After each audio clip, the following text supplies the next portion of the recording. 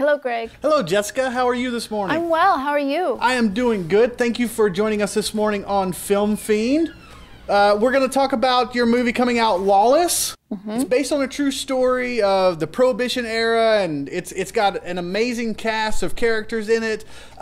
Was there something other than just the story itself that drew you to this project? Yes, the story is phenomenal, but also I was drawn to working with John Hillcoat, the director, who's incredible. He made one of my favorite westerns. It's called The Proposition, and he's very good at these stories with these like men. He's very good at that.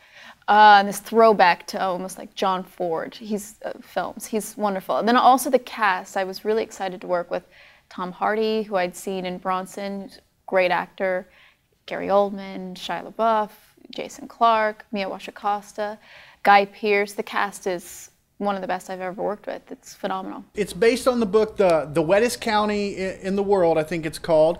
And then I was looking at pictures, and I've seen the trailers and everything, and Guy Pearce, the only thing that kind of threw me off was like, he has no eyebrows in this film.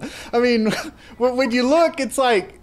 It's scary. He is one of the scariest villains I have ever seen. And I'll tell you, he couldn't be more different in real life, because Guy Pearce in every day-to-day, the most lovely, gentle man. But sitting next to him in that makeup trailer, watching them shave his eyebrows and part his hair in that way, and like, he and his accent and the way he is with his lips, he is terrifying.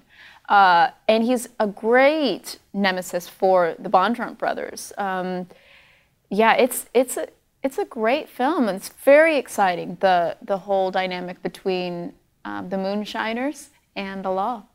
You were in The Help, which was an amazing movie. Now you've been in Lawless.